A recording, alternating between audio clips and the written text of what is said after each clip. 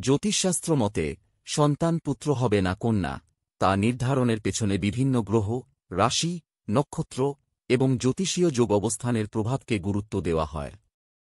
যদিও বৈজ্ঞানিকভাবে সন্তানের লিঙ্গ নির্ধারণ হয় জিনতত্ত্ব ও ক্রোমোজোম দ্বারা, এক্স ও ওয়াই, তবুও জ্যোতিষে এর ব্যাখ্যা অনেকটা প্রতীকী ও আধ্যাত্মিক দৃষ্টিকোণ থেকে বিশ্লেষিত হয়।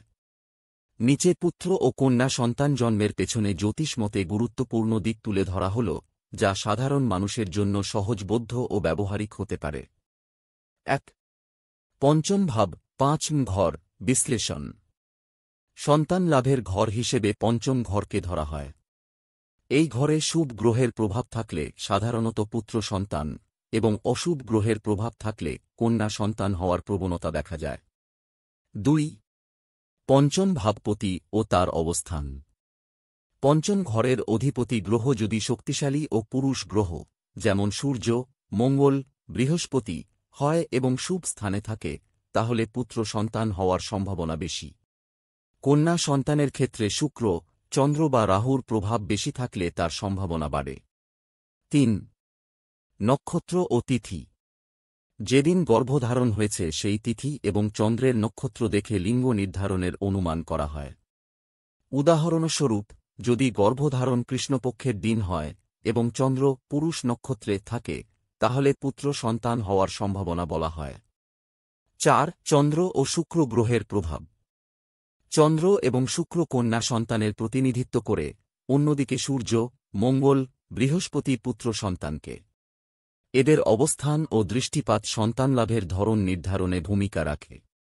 ৫. গর্ভধারণের সময়কার রাশি ও লগ্ন। যে লগ্ন বা রাশিতে গর্ভধারণ হয়েছে তা নারী রাশি, বৃষ, কর্কট, কন্যা, বৃশ্চিক, মীন হলে কন্যা সন্তানের সম্ভাবনা বেশি, পুরুষ রাশি, মেষ, সিংহ, ধনু, কুম্ভ হলে পুত্র সন্তান সম্ভাবনা বেশি। ৬. পুরুষ বা নারী গ্রহের অবস্থান।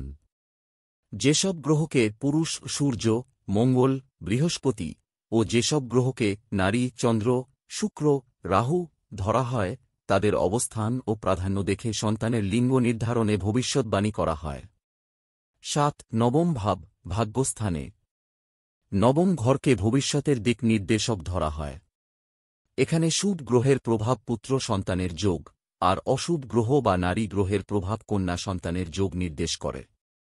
৮. সংযুক্ত গ্রহের যোগ, যুগল সৃষ্টি। যদি চন্দ্র ও শুক্র একসাথে পঞ্চম বা নবম ঘরে অবস্থান করে, তাহলে কন্যা সন্তানের সম্ভাবনা বেশি হয়।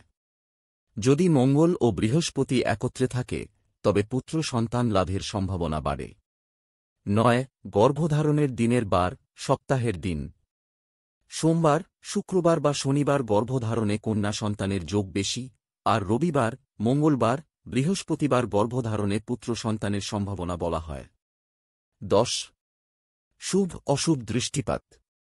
পঞ্চম ঘর বা পঞ্চমপতির উপর বৃহস্পতি বা সূর্যের শুভ দৃষ্টিপাত পুত্রের যোগ এনে দেয়, যেখানে রাহু, কেতু বা শনির অশুভ দৃষ্টি কন্যা সন্তানের দিক নির্দেশ করে।